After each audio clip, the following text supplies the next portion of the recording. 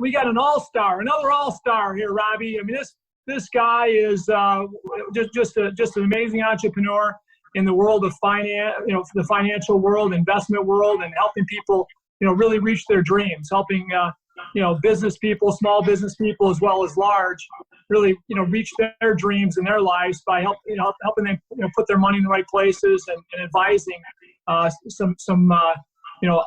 he's got opportunities to understand entrepreneurship better than any of us, because he's in front of entrepreneurs every day, helping them invest their money, helping them protect their investments and all that. So I've got many friends that are invested in Brent and his company, and they rave about his service. They rave about his knowledge and what his business delivers every day to their long, hard-earned dollars, right? So you're gonna get a lot out of this podcast. I'm excited as heck. Brent Brodeski, welcome, baby. Thanks for having me, Gary. I've been looking forward to it. Thanks a lot for being on. I know I talked to you about this before. It's hard. You're a busy guy. Hard to get you nailed down, but I'm happy to get you on. And you're going to be a wealth of information to old guys like me and young guys like Robbie in the world today, and gals that are looking for the edge in their industry. And then also, what do you do with your money when you earn a little bit of money, right? What do you do to invest it, or what do you do to protect it, or make it work for you? So that's what we're here to talk to you today about. And we usually start from the beginning. Brent, we don't want to just hear your business story, which is you've got a great one. We want to hear about Brent and your upbringing, where you came from. And I know a little bit about it, and I know it's a great story. Your family, your wife now, your friends now, your family, your kids now. We'd like to know about the family background, and then get into the business and the entrepreneurial brain of Brent Brodeski. So fire up, buddy. Start out with that family and growing up in the beautiful metropolis of Rockford, Illinois. Yeah, no, I born and raised out in Rockford, Illinois, out in the sticks of Chicago, if you will. It's kind of the only place I've ever been, and figure I'd stay there long run, but I have, and it's worked out great. Was the oldest of 6 children. My mother Sharon and father Ray, strong Catholics, and we grew up in a very devoted Catholic family, daily mass and daily novenas, and just a very solid family that kind of put God in the center of life. I was, as I said, the oldest of 6 children. I had 2 additional brothers and three sisters. One sister who passed away in high school, but all the rest are have families and have done well. It's kind of interesting. I was the first college graduate in our family. So neither of my parents got degrees. They both took a few courses here and there, but we're kind of old school, and learned on the job, and but always aspired to have their children all become college graduates, and they have. I was the first, and most of their kids all ended up with very advanced degrees. What's kind of interesting is I ended up being a financial advisor, counseling people on their money. My brother ended up a priest, so counseling people on their soul. My sister ended up being a drug counselor. My brother, graphic designer and sort of a brand consultant, working with people, and then my youngest sister was a college counselor. So it's kind of odd. We all ended up being advisors in one form or another. And so that's been an interesting, my mom always, thought of herself as kind of a do-it-yourself shrink, and like to get to people's soul. And so I'm not sure if that just sort of rubbed off on us all, but none of us make things. We're all really, in the business in one form or another of helping people, create their ideal future, whether that's through education or their soul, or in my case, their money, and and so on. So Yeah, so I went to NIU, Northern Illinois University. It's prior to that, I did community college for a couple of years. That was a stretch to be able to afford that, frankly. But parents helped out. Did a lot of odd jobs over the years, and was an entrepreneur from early on. I remember my first entrepreneurial experience was at age 4. When I convinced my dad to buy a bag of circus peanuts, those orange peanuts, and then I put them in little baggies and gave them to him to take to work and sell at a markup. I'm thinking he just gave me some money and probably didn't actually go peddle those, but I didn't know any different. And then along the way, I had paper routes. I started a T-shirt business, selling T-shirts in school. I just did a variety of things. I always kind of had this, thing about, making money and, kind of getting creative. And so it just sort of stuck. I mean, I guess that's kind of hardwired to this day. I finished my undergrad in finance and economics and was afraid to get a real job. So I did my MBA right away and did that. And then I started getting various degrees or other financial designations and did all that before I got married. Frankly, I kind of learned that, the education was important, but it's much about, just being confident. I kept doing that because I early on, I wasn't confident to go in the real world. I was kind of an introvert, or I thought I was. In retrospect, I'm actually an extrovert. I just didn't know how to be extroverted. So I think going to school and, getting all the letters after the names, frankly, that provided me the confidence necessary to then, to go out and, help people and, advise people. Hey, wait, Brent, did you say that you were an introvert and you became an extrovert?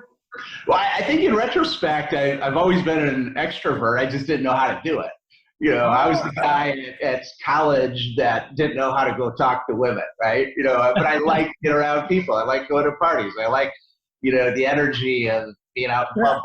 And I was just awkward, right? Just didn't really know how to do it, right? And so, I mean, nowadays, you can take all these different psychological tests. Clearly, I'm an extrovert, and I've kind of learned how to do that. I'm actually, good at sales. I'm good at people, but that wasn't necessarily apparent. I mean, growing up through school, high school, grade school, even in college, I was kind of like one of those quiet kids. Somebody that didn't necessarily want to be quiet, but was afraid to walk up to girls in the bar. I would have been the furthest thing from a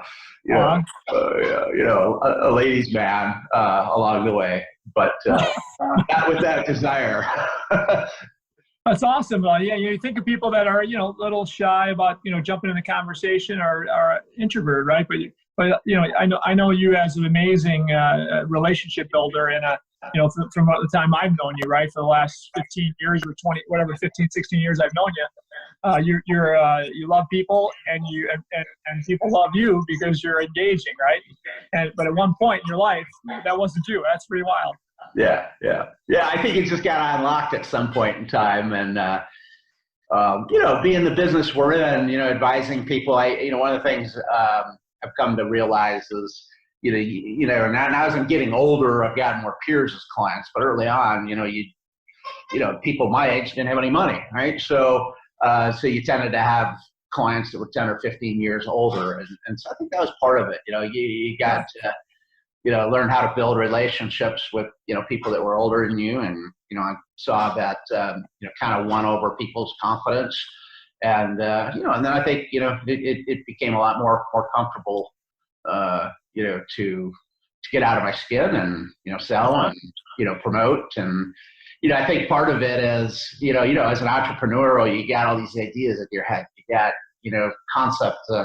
And so I think the goal of putting your ideas out there and being able to communicate them and getting people excited about them, you do that and it gives you energy back and it creates some success and you do it more, rinse and repeat. Awesome. And when you when you got this business, Brent, I mean, as a young man, who are the mentors that your mom and dad on the they seem like they're the nurturing or the advising type of people, or they're always they were thinkers, right? So they were able to think through issues no matter what they were, probably, and mentored you guys on getting through things on your own and all that, and they consulted you probably really well, so you guys liked that somehow and all became kind of consultative minds, right? Yeah. Who are your mentors as a young man to get into this business and to grow like you did it? I met you. You're a young guy and already built a large business. You've gone further now, and really, this thing is just blown up as far as your business, and it's dominant in the Midwest and probably in the country now. But tell us about the mentors that gave you that confidence. I mean, confidence to communicate's great, right? But the confidence to jump in and risk everything you got to buy into a business and then buy out, like you just recently did, buy out your partners and do the things you've done. Who gave you the confidence in entrepreneurship and leadership as you have today? So I've had a lot of mentors over the year. That's one of the things I attribute my success to. And I've kind of learned, different stages, you have different mentors, and you kind of download as much as you can, and then kind of mentors sort of fall off and you add new. I would say when I was at school, there was one professor in particular that coached me on it was a business plan course, and it was sort of a self-study, and I actually wrote the business plan for Savant, and he was somebody that was a sounding board, and I had worked in a small broker-dealer, very small financial services firm as an intern over the summer, and got some ideas there. But then working with this professor, he provided ideas, and it was sort of the melding of academia, with a little bit of real world along with entrepreneurial, and literally built the business plan for Savant while I was working on my MBA. I ended up, and so I would say that was in the world of academia. He was kind of my first mentor. Then, my first boss was, again, this firm that was a small broker-dealer. When I say small, I was literally the financial planning, the compliance, the technology, marketing, and the accounting departments. And I started all this as an intern. Literally, his secretary taught me how to do T accounting. This was before I had my CPA. I really didn't know what I was doing, but they hired me to be their accountant for the summer. That's funny. So while I was there, I again, that was a lot of the inspiration. Some of the things I learned there was the inspiration for this business plan. And George had wanted me to stay on, when I graduated from my MBA, and he's like, but I don't know what to tell you to do. So, I said, well, okay, I can kind of help, bring some more sophistication to your marketing, and I can continue to do the accounting, and I can, there's this Lotus 1, 2, 3, so the predecessor to Excel, and wow, you're doing financial planning on yellow pads. I could actually put some of that in spreadsheets and create models. Okay, I could do all this different stuff, but what I really want to do is I want to do this business plan. So I want to go into business with you, and you can own 51%, I own 49. I just need $5,000 and a little bit of your time, and I'll do all these other things for you, but I want to be able to carve out time to, build this other business within the business. And so he agreed to do that. Well, we were about a year and a half in, and I learned a ton, by the way. One of the things I did right, but I also turned out to be, it ended up getting me fired, was, when I came out, he's like, hey, I'll pay you $10 an hour, with some upside tied to you helping supercharge our business from a sales perspective, or I'll pay you, $15 an hour, but no upside. I'm like, I'll take that $10 an hour, with the upside. And, year and a half in, my compensation went from 20 grand to, over 60 grand. Just totally supercharged. I mean, I've put this kind of treadmill, going out and doing marketing and seminars and just like that, we were blowing it out. Well, so we're a year and a half in, my income went up a bunch, did all this crazy stuff with this business. And, what happened was I'm like, listen, we were going to do this business plan together. And I mean, that's why I came here. And so I pushed a little too hard one day. At the same time, he's like, Brent's comp went from 20 grand a year to over 60. I'm overpaying him and he's pushing me too hard. And I'm tired. I don't want to work this hard. And so he fired, and his kid also needed a job. He had been fired 3 times in a short period of time. Maybe it was 2 times. And needed a job. So just like that, guess what? The kid was in and I was out. And I was devastated. I was devastated. And it turned out to be a real blessing in disguise. But at the time it didn't feel that way. I mean, I'm like, okay, I'm going to go look for a job. And I went knocking on doors and nobody gave me a job. So nobody gave me a job. I just, had this job I was loving. I was making money and I had this business plan. So finally, I had nothing to lose, frankly. And by the way, your question was about mentorship. The person I worked for, I ended up becoming friends with him again many years later, but I didn't like him for the longest time. But he was a great mentor. I mean, I learned so much from him, and frankly, I learned, what this opportunity was. And but he fired me. So I take my business plan. I start knocking on doors. I ended up meeting, Tom, who is my co-founder of Savant. He had 15 years, my senior, and sold insurance and had been doing this like fee-only financial planning, not managing money, but just sort of write prescriptions for people. And that was a hard business.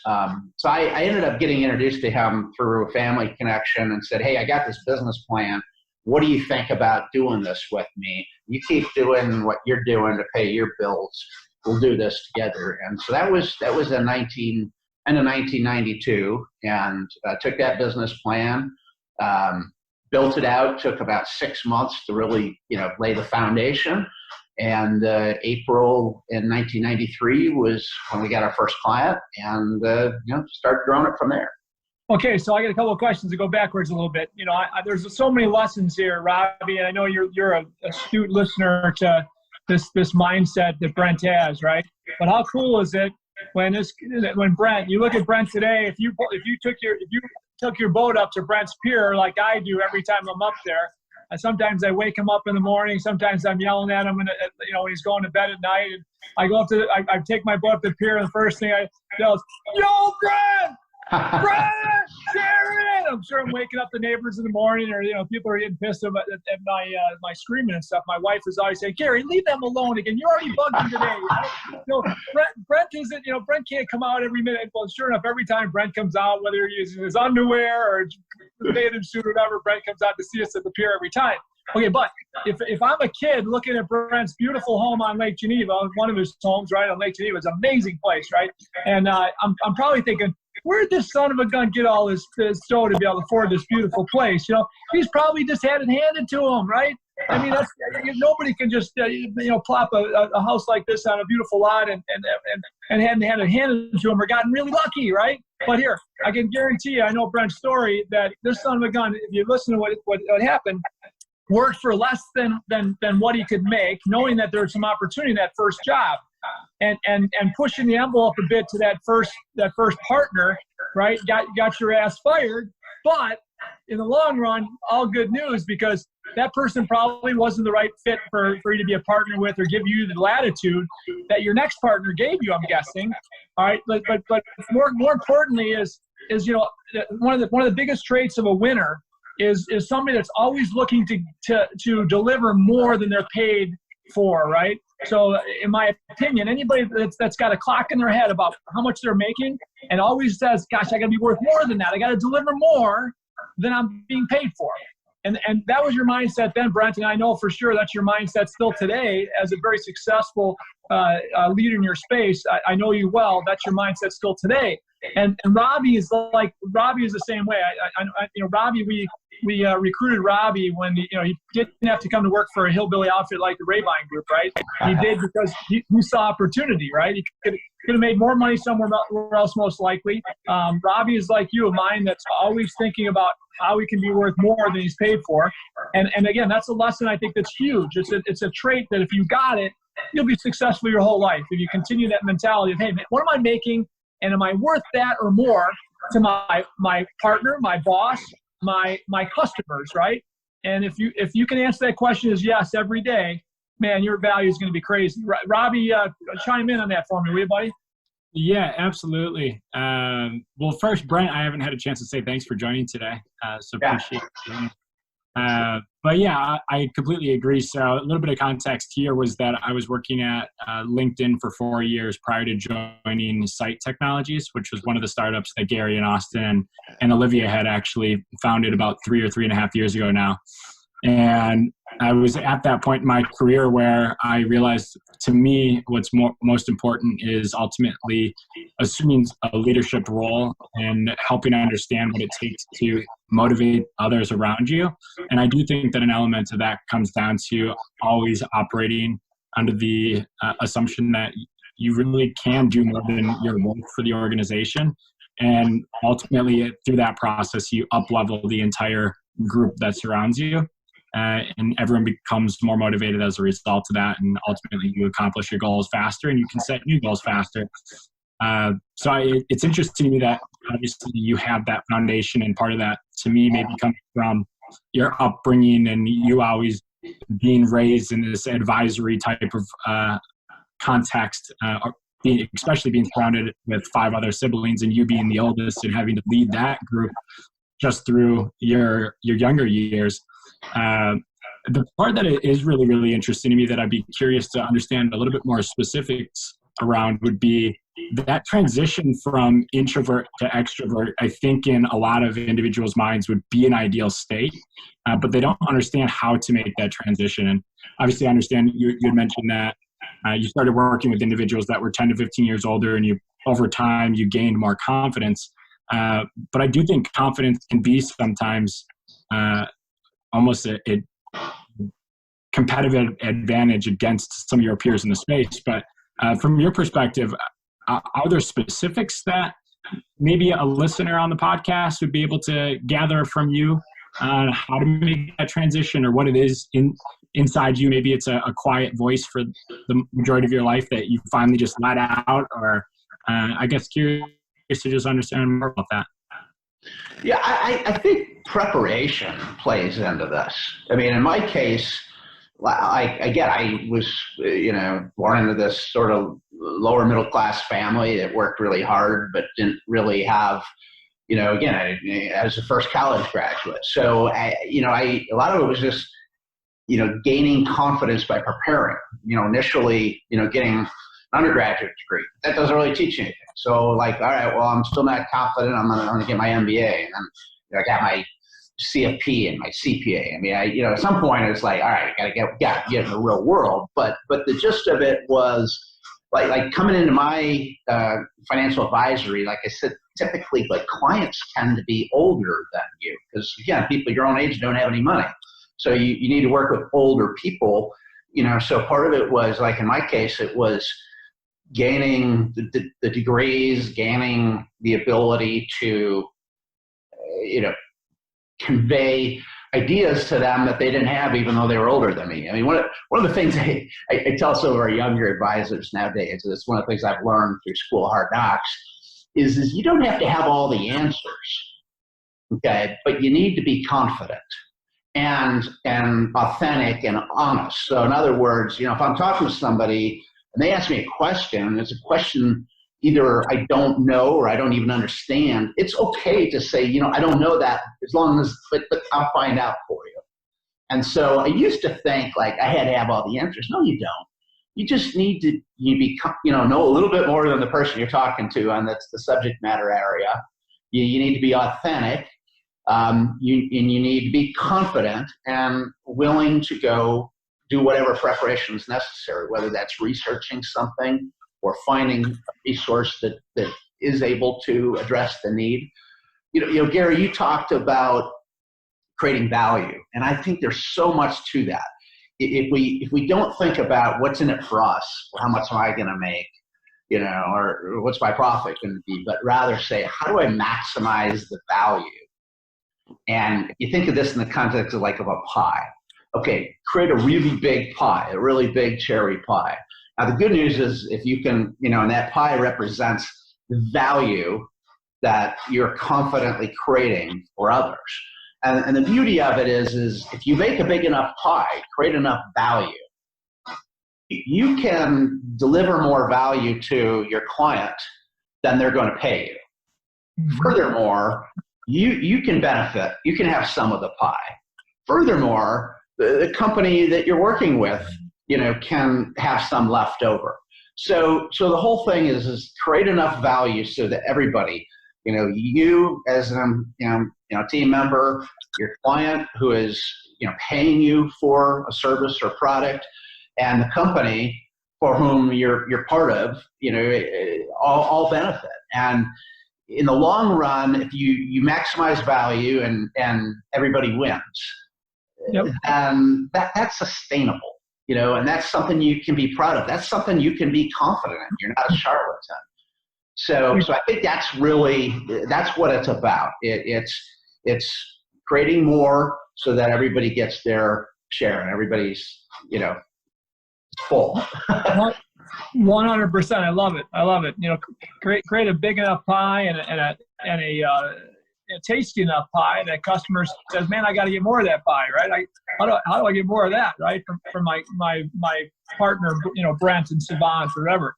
And I love it. I agree with it 100%. I mean, our goal is always looking at the long term for our customers at every business we have, not the short term, right? I mean, we need to survive and make a profit, of course. But man, if you're just thinking about that, that's a problem. And in young business people, it's kind of tough, right? When I started my business, I had to make money or I didn't survive the next week because I couldn't make payroll. If I lost money on some big jobs over the course of a couple of weeks, man, I might not be in business a month from that time, right? So I kind of got focused as a young guy on, man, I got to make a profit. I got to make sure my gross margin is enough to recover my overhead, and the net margin is enough to continue on to buy equipment and do all these things I need to do to grow my business, right? And so there's a time, I think, for the first 10, 15 years of my businesses, right, where I wasn't focused on the long term as much as the short term, right? Job by job, week by week, month by month. And I think if I would have focused more like I have the last, let's say, 15, 20 years, where we definitely say, how do we make sure that customer feels value? How do we make sure that customer, really can't get a better partner in the space we're representing, right? Whether it's paving or roofing and all the things we do, how do we make sure our customer says, wow, that's value, right? And nowadays we focus on that first, and I can guarantee you, we're building way better relationships now than we ever have, because we can do that every day. And I think from the beginning we could have done that, as long as you have to have your eye on that gross margin and your overhead and your profit, of course, right? Because you need to be lean and mean for your customer. But boy, when you can focus on just relationship building, as you mentioned before, that consultative nature of your business and what you do, the consultative nature of what we do in every business is it's always for the best interest of the customer first. If you can do that every day, man, you're going to grow your business and have a great time doing it. You guys continue to grow. It's crazy to see your growth and what you guys have been doing the last, since I've known you, 15 years. When you think about growth, Brent, tell us about that. Tell us about where you are when you found that partner. Maybe mention his name, because I know he became a mentor of yours. He's still a great friend of yours today. And talk about where you were then when I think that was still a really small business, right? You jumped into. He gave the opportunity to partner with him, I think, right away. And then and where you've gone and where you're at today compared. Yeah. So at that time, Tom was again had this financial planning business. So he was writing prescriptions for people, sending them on their way. The challenge was, just like you can go to the doctor and get a prescription and you never fill your prescription, or you never go back and, get it updated, that it wasn't really working well. It was a great theory, but it wasn't getting implemented. The business plan I had was for the pharmacy. It's like, all right, we can actually manage the investments. We can actually build portfolios, report on them, and fill those prescriptions. And so we set up a separate business. Tom contributed $5,000. I contributed $5,000 worth of computer equipment. That was what we found the business on. That's the last time I put money into the business. and really at that point, he had the field. Think of the oil field, and he had all, he was in the insurance business, and then he did these financial plans. So he had gray hair, so he knew people.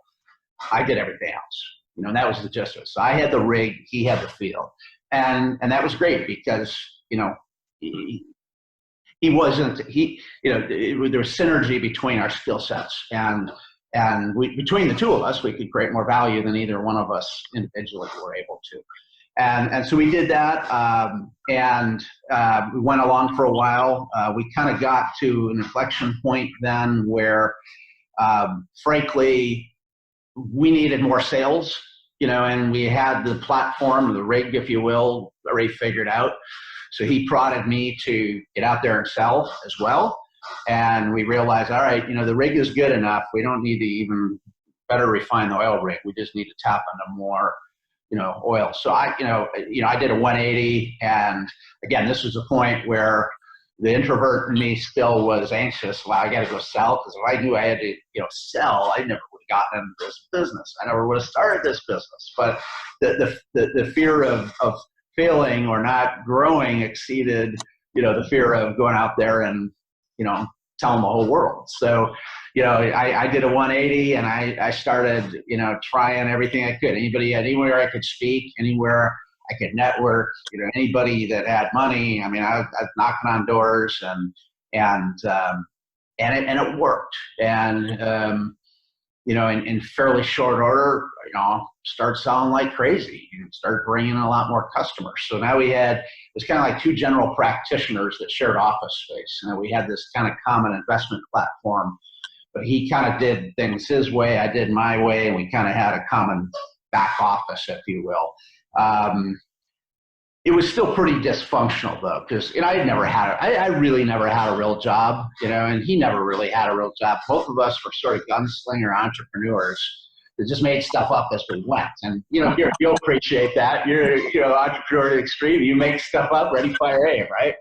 And, but we also then realized, this gets to about 1998. We were a few years in. We needed structure. We needed process. We needed systems. And as we found, Dick Bennett was the third leg to the stool, because it was kind of like a stool with two legs. It gets pretty tiring trying to balance all the time with just two legs. Dick had run, at the time, seemed massive, a $400 million trust company, bank, came from the banking world. And he got tired. Literally in 5 years, the name of the bank changed 4 times. And every time they did that, they kept pushing new proprietary products. And, I remember Dick saying, the trust is out of trust, because he was in the trust department business. He's like, you're not trustworthy anymore. I can't do this anymore. And so we ended up recruiting him, and he became a third partner, third founder, if you will.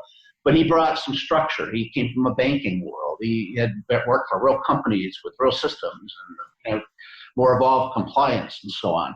So that was helpful. It was also the tiebreaker. Tom and I, oftentimes, we were different. That made us good together, but it also made it tough sometimes. So Dick became sort of the third leg on the stool, tiebreaker.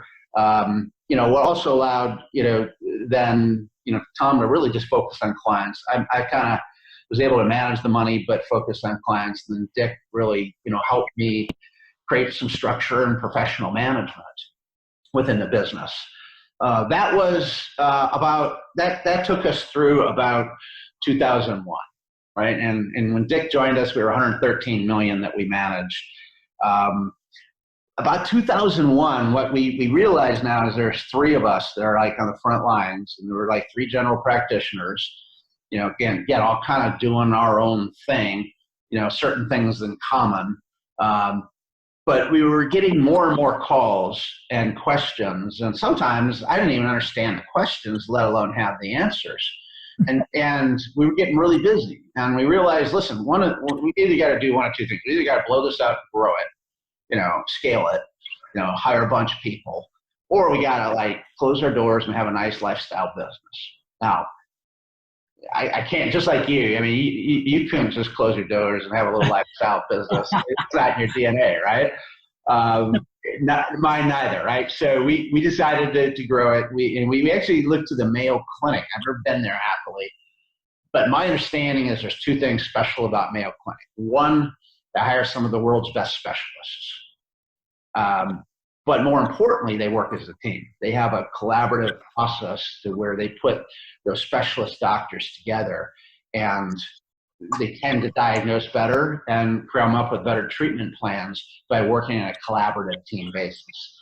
So we sort of modeled that, Savant, at that point. Instead of having like three generalists, we said, let's start hiring specialists. That's what we did, for the next 10 years, we hired specialists, and really, it wasn't Brodeski, Muldowney, and Bennett on the door. It was Savant.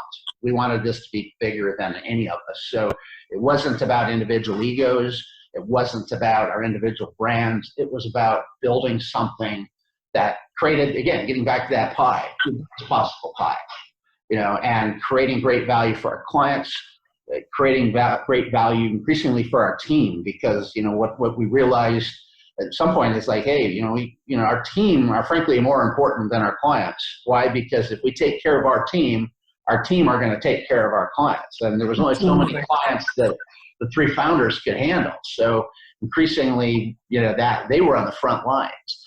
And so we built this, great teamwork approach to, creating value and building a brand. When you think of the subject matter experts you had to surround yourself with, Brent, tell us about was it customer focused, customer centric experts basically that could focus on certain individual customers or certain groups of customers, or was it back office expertise? Tell us about that. Yeah, it was all the above, but when I think specialists, it tends to be more subject matter. We needed a lot of people backstage to handle all the operations and technology and systems, accounting as well. But where most of the advisors just focused on investments, like picking stocks or picking mutual funds, and really didn't do much more. I mean, they're kind of just moving commodities around, but charging a premium price for that. We realized that, the investments are just like gas in the tank. Yes, it's important, but it's not even the car it's not the gas that's important. The gas is a means to make the car move, and the car is a means to get you where you want to go. Sure. Right? So what we realized early on was that it wasn't about the investments, or the gas, nor the car, nor the portfolios. It was about creating ideal futures for clients. It was about helping our clients say, what's important to you? What are your values? What are your priorities? What do you care about? What matters to you? And if you start out with that end in mind, this is, for a given client or family, this is what they care about. This is what matters. You get clear around that. Then it's a matter, yes, you need gas in the tank and you need the car to get there, to navigate through all the complexity to get to the destination, which is the client's ideal future. So as Simon Sinek would say, right? What's their why? If you can figure out the why, what do they want in the long run? What do they want to solve? What problems they want to solve in their life, right? Where they want what problems they want their finance, their money to solve, right, in their life going forward. If you can figure the why out, and you can figure out the best means of investing their money, huh? If you start out, okay, this is what we aspire to. We want to accomplish this. We want to instill these values in our family. We want to leave, resources, to charity, to my kids. Helping. What we learned is if we could help, our clients get clear around their definition of success, what will give them peace of mind. Now we've got that destination. Okay, so now the subject matter experts are like, all right, how are the different routes to get there? Because there's tax complexities. I mean, we need to navigate through this complex tax code that keeps changing.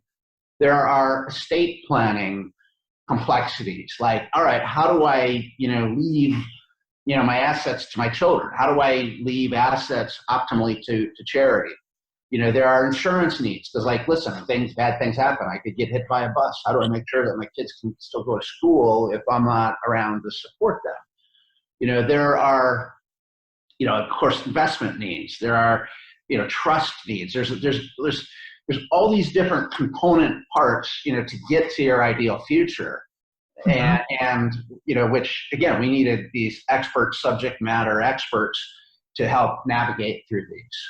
We think about it as, there's like 10 different core areas of key areas, of creating an ideal future, that range from retirement to education for business owners, business succession planning, philanthropy, taxes, debt management.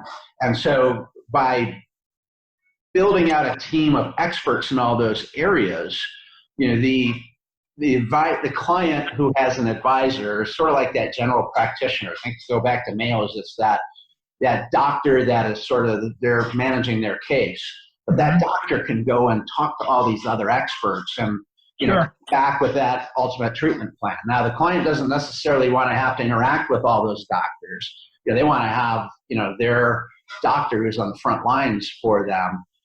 But that doctor, is, like in our world, they tend to be more generalists that are able to, leverage all the, deep subject matter experts backstage to simplify life and to make sure that we're crossing the T's and dotting the I's and pushing all the right buttons. So you basically, but it gives it a better chance of getting our clients to that ideal future. So you basically set that your customer up, and I know a little bit about how you do this. It's awesome with that relationship, that person that owns the relationship understands a lot of aspects of your business, a little bit about all of them, but then has the tools and the experts that can pull whenever they need them for that partner, that customer partner, right? And that's awesome. I mean, I know I've experienced a little of your business, and it is awesome how you guys do that. Because I've got different needs than somebody else, and that coach that you put in place for me, right, understands how, what my goals are. Where the subject matter expert doesn't have to, right? They just have to understand on their side, how to maximize, their expertise to make my portfolio better. Right? For the coach, your guy or girl, that's the coach, right? Yeah. Like we got over 200 employees now, but 65 of those are, again, those front-end relationship managers, advisors, whose job is to get and convey, wisdom, but they're tapping into the investment and technical specialists, tax specialists, business succession specialists, estate planning, trust specialists. So they've got, those 65 that are kind of like the general practitioners, that family doctor of sorts that works with each client, gets to know their needs, their desires, you do the annual checkup, if you will, on all aspects of their finances, but then are able to delegate things, to those specialists, but also, leverage all the support. So, there's, again, if we got 200 employees and 65 on the front lines, that means, there's a large level of support for those advisors, if you will. Yeah, and it's, nobody wants to go to the doctor, right? But general practitioner, no problem. You share whatever with them. He's not usually the guy giving you the colonoscopy, but you confide in him and you listen to him if he tells you got to get it, right? So you've got that. Then you've got the specialists that do the colonoscopies that really dig in, probably, right, to each person's inner thoughts, right, and where they should go with all their stuff. But I love it, I know. I know why you're successful, and it's fun. Now that's a huge business in this space. I know other people in the space, and hey, they got 10 or 20 people. That's a pretty good size firm, right? You guys are over 200 people now. One of the biggest in the Midwest, I would think, right? Yeah. And you continue to grow. I mean, when you grow, how do you grow in a way with to get to from a couple people in your team to 200 people on your team, and you'll continue. I know. How do you grow? Because you've got a great environment and a great culture in your business.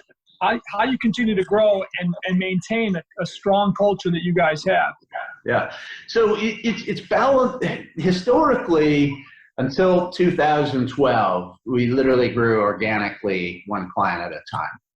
And until about 12 years ago, it was mostly Rockford centric, right? And then we said, well, let's kind of go greenfield, and we opened an office in St. Charles, Geneva. We opened one in Madison, Wisconsin. A few years later, we did one in Peoria, and those were all greenfield, and they were all successful. But we came to realize that that's really hard. It's purely growing organically at a client at a time. It becomes limiting. Like, you can't just drop into Chicago and plant a flag and people show up. I mean, you need some critical mass there. And while we've been successful starting from scratch in a few cases, it takes a long time and it's very hard. The other part is, as we know, that talent is, top talent is at a shortage. Post-demic, we had record unemployment rates, particularly in professional services and people with deep educations. And so we came to realize just growing our own talent, it was hard, and moving into new geography, greenfield, was really hard.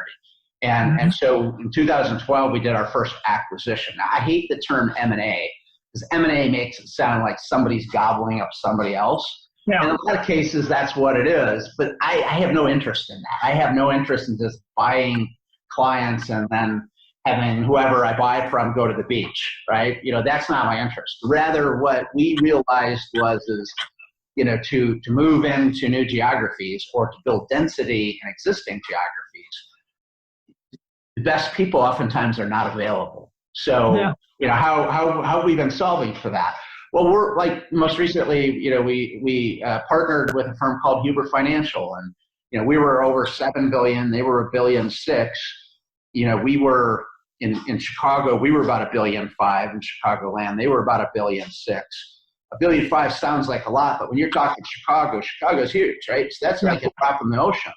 And so we realized, just adding a account at a time is going to take too long to get density to be able to really build a brand and become a role player in Chicago. So that was an example where we found a firm who weren't looking to just retire and go to the beach. Rather, they realized that they want to be part of something bigger, and that we had a shared vision, and that they could leverage a lot of our people, process, and technology, things that we already had that they were just contemplating.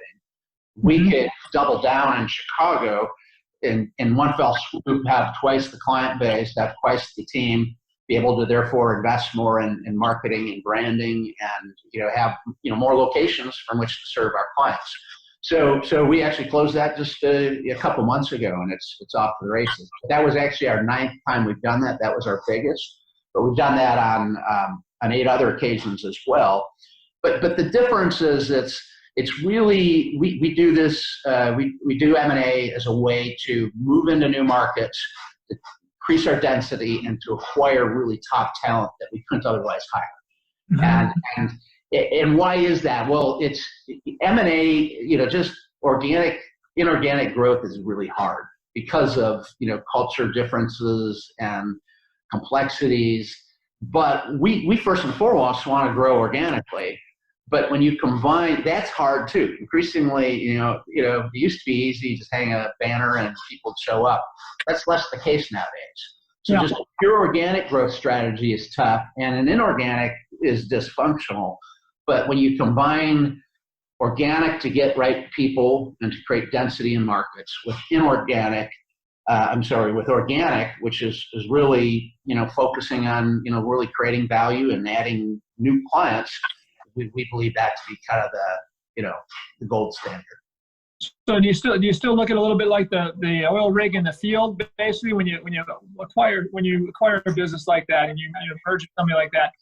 They've got a field out there, right, that they're playing in, that they're harvesting in, right? You bring your tools to that field, hopefully become, with your back office and the strength that you guys have in a larger entity, you bring that to that market, makes them stronger, makes them feel now like that company that's 10 times bigger than they were, and hopefully a better value to their customers. Can you talk about a little bit of that? Yeah, so I think here's what's interesting. The smallest partnerships, generally speaking, all of our tools and our toolkit are better than theirs. So they're like, we'll just take your toolkit, just put your rig on our oil. And so for the smaller opportunities, that's more the case.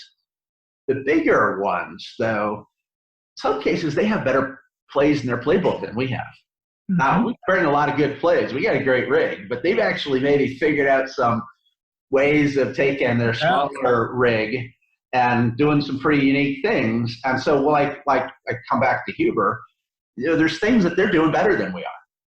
And so we said, let's not be too quick to just replace your rig with ours, because if your rig has certain technologies that we're missing on our bigger, let's take those and plug them into our rig, right? Absolutely. If you think about it in the context of playbook, the Huber guys, like, wow, they're winners. They're winning games. They're doing great things. They got a great reputation. We're doing great things. We're winning games. We got a great reputation. So let's be careful that, if you got a better play in your playbook, we're going to rip the page out of ours and stick yours in. But the flip side, where we got better plays or capabilities, we're going to keep those. So the idea is to get to take it kind of slow, and as we're integrating, bigger opportunities, to say, let's get the best plays, so that what we end up with is a playbook that is better than we had, better than they had. So 1 + 1 = 3. Now, what's the beauty of that? They can go back to their clients and say, wow, I can do these extra things for you at the same fee. And we can come back and say, wow, we've gotten, certain capabilities that we can enhance, the experience to our clients as well. Sure. People, the same thing. Like, they brought, a batch of people. We brought a batch of people. And we realized, wow, this is something, in theory, you and I overlap, but I hate doing this and you love doing this, and you hate doing that and I love doing that. All right, so let's kind of rethink. I'm gonna get rid of the stuff that I don't enjoy that you love, and vice versa. So that's kind of how we think about it. It's not, we don't have all the best plays. We don't have all the best experts. We've got a vision to grow this thing 10 times in 10 years, for the benefit of our clients, the benefit of our teams and communities. So it's really the best of, how do we put together, the right playbook? How do we make sure that the rig that we end up using, across the collective oil field pumps as much gas as possible? Okay, so Brent, I know your values, when it comes to making decisions, and I know you've got a servant heart, and you're a guy that loves your Catholic faith like I do. How do these things play in when you might be looking at leaders of the existing businesses that will still be there, decision makers and relationship builders that may not have that same vision, right? I say vision. They may have the same values as you do, right? They maybe don't have the same faith, or they don't have any faith, right? And so. And in some cases, I find out for me that doesn't always matter. They still have great core values without any faith, right? But when they do have a similar strength in God, I feel like the alignment's a little faster, a little easier, because you're speaking kind of similar language. What do you find in there, and how do you vet that, or do you? Yeah, I think first and foremost, once you get a firm with 200 people, you got to be diverse and inclusive. Diversity, yes. But you don't have to negotiate on core values.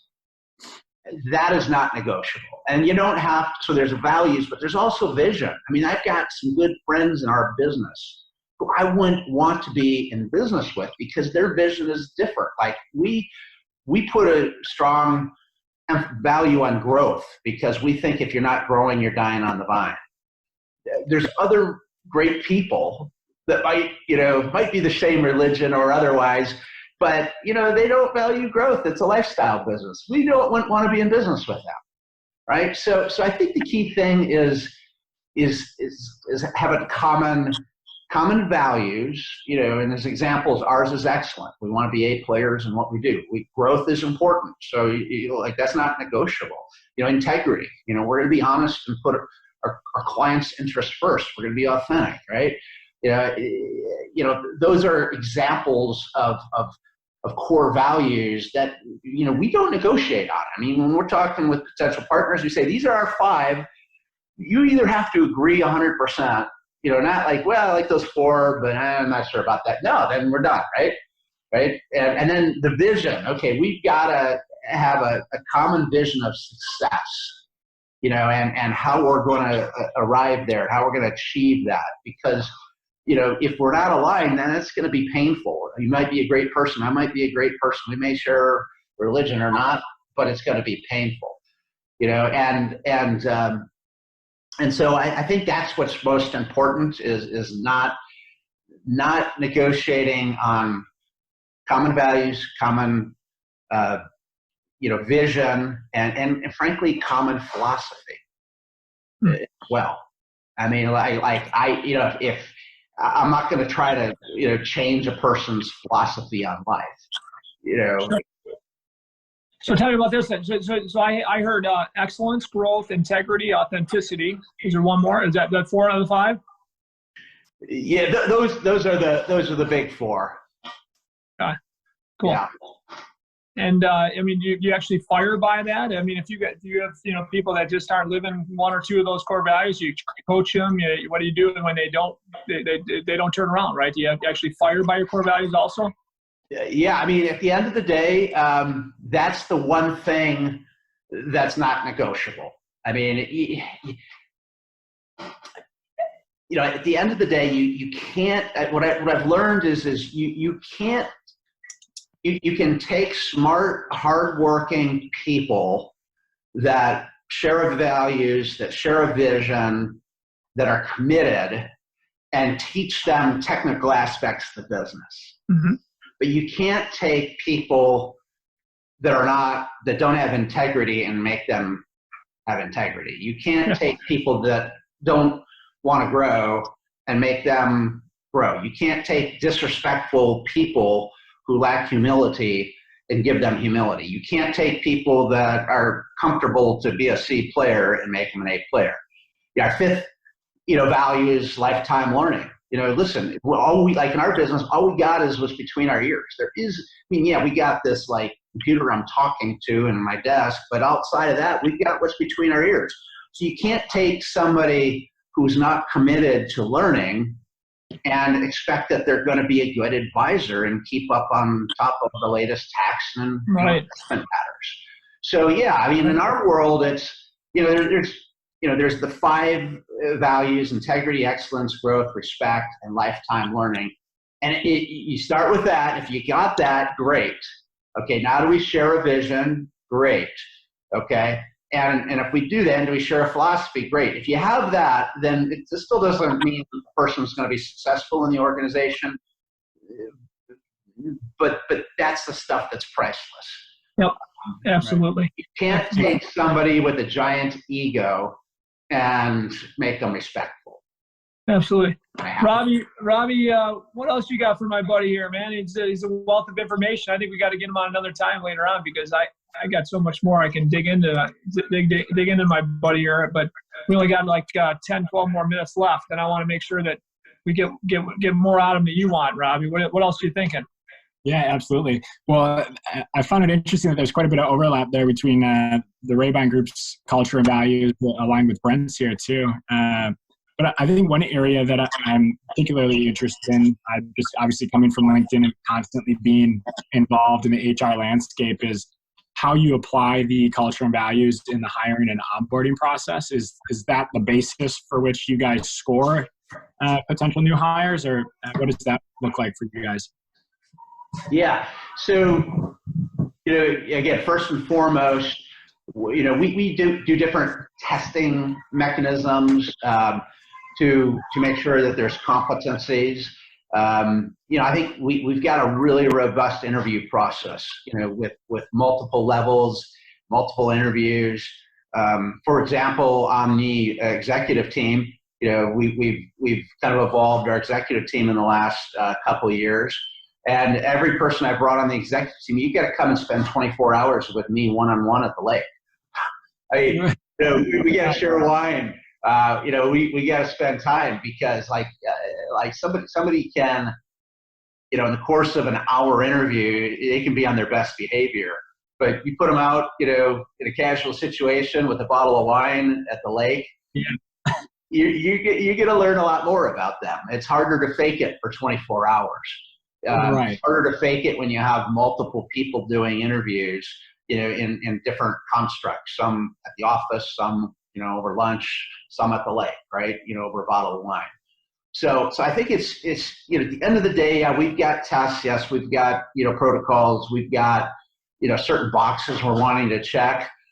But a lot of it comes down to if you got a good team that's aligned around values and culture, it's trusting them to make sure that we, only pick people that are aligned and, that are going to be successful, in our organization.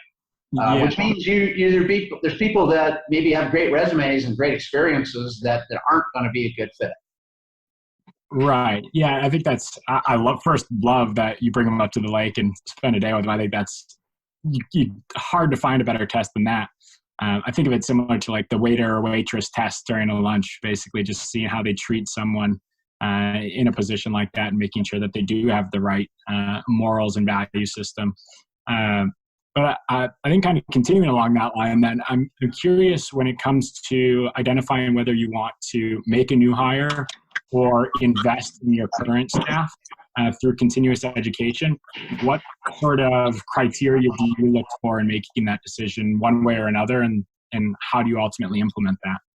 Well, I mean, we feel it's important to glue our team, grow our own, right? And so we're big advocates. As I said, our fifth value is lifetime learning. So we're big advocates for getting, the professional designations to learn as much as possible. Big budget item is education. And so we not only expect, but we require, a lot of ongoing education. Now, having said that, as you grow larger, in some cases, it's hard to purely grow your own. There's certain positions and certain times where you need somebody sooner than you can grow them into a role.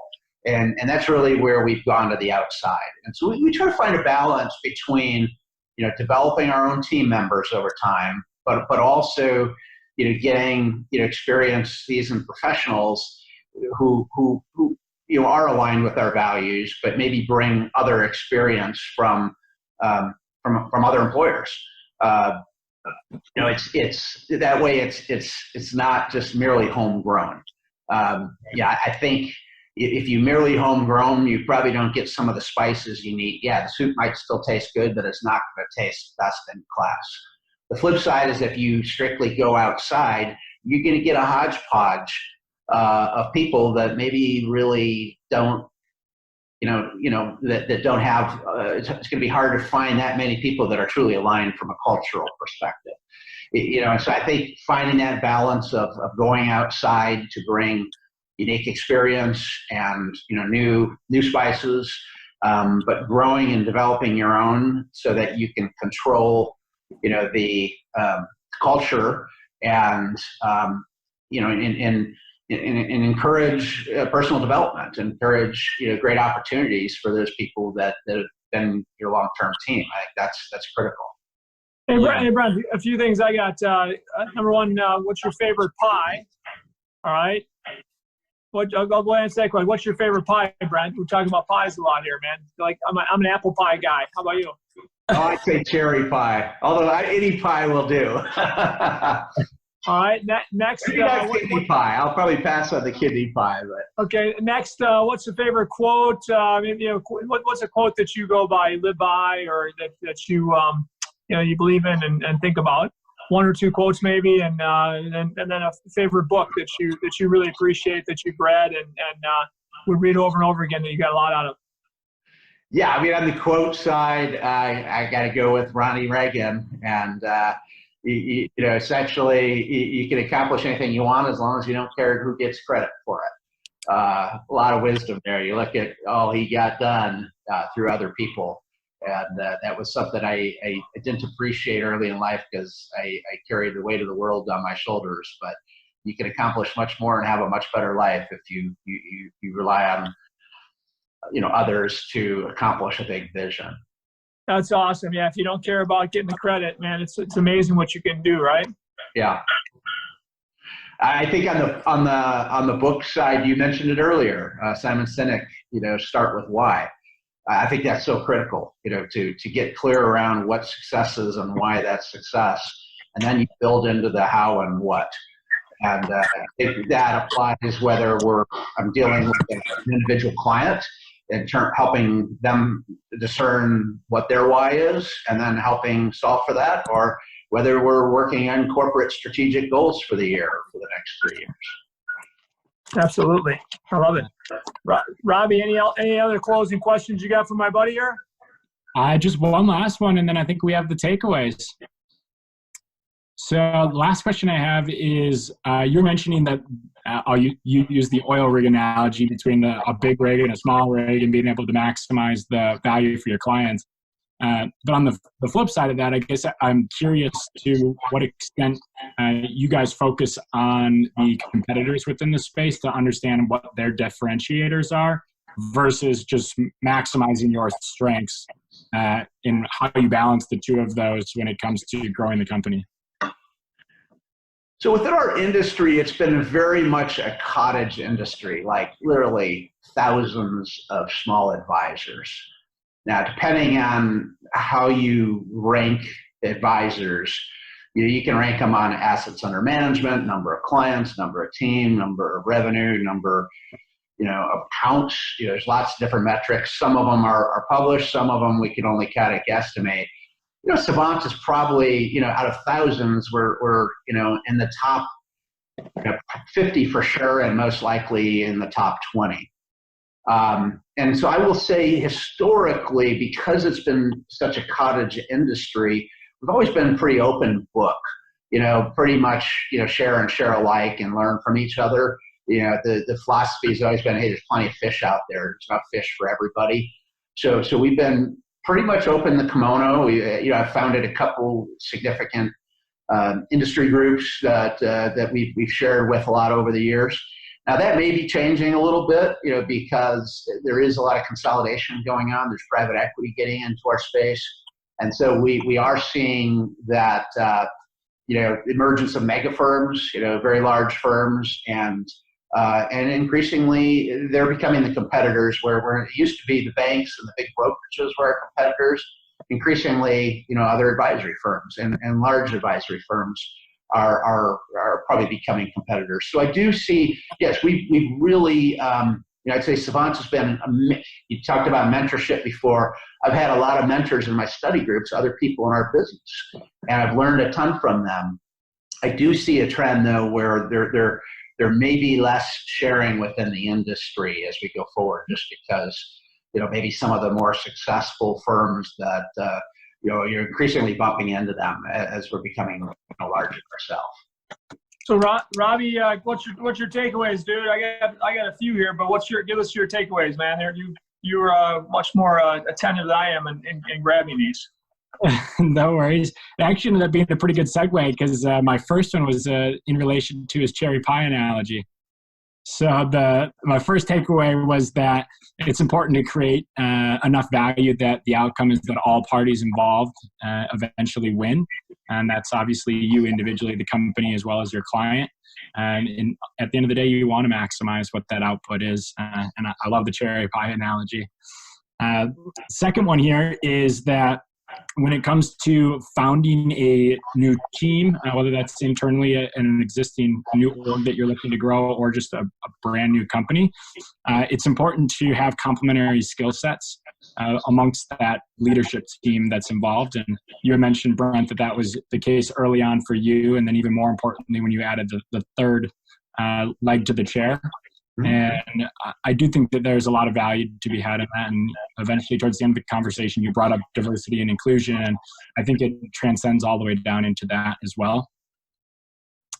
The third here is that, in my opinion, the best way for you to ultimately retain clients, as you mentioned, is to not just prescribe the right medication the first time around, but to iterate and improve upon that over time, and making sure that it's ultimately aligned with what your client's looking for. And it actually transitions right into the next point, which is that in order to have the right prescription, it's important to understand what the end goal is and always reverse engineer backwards. And you want to make sure that ultimately you're solving, whether it's a challenge or in this case, maximizing the wealth of an individual, what their goals are, and then just aligning on that, and it'll lead to a much more consistent relationship and ultimately a positive relationship. And my next point here is actually back towards the very beginning of the conversation, but you don't always need to know the answer. You just need to be confident and know how to find the answer. And I think that goes a really long way to showing how resourceful you ultimately can be. And that's what your clients are looking for, is honesty and transparency. And I almost think that they respect that more than you trying to come up with an answer on the spot that maybe you're just pulling out of left field from somewhere. And my last point here is that I love the growth mindset being your fifth pillar on your business here. I absolutely believe that at the end of the day, what you said is that we have what's between our ears to live off of, and we need to make sure that we're just constantly absorbing knowledge like a sponge. I love it. I love it. Robbie, hold on 1 second there. Hold on. I got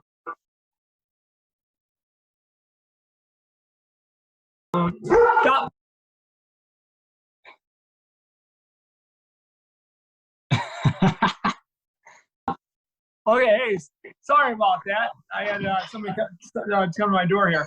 But I got to tell you, this is an awesome rags to riches story. And man, if I'm a young person listening to this, there's so much you can get out of it. It's incredible.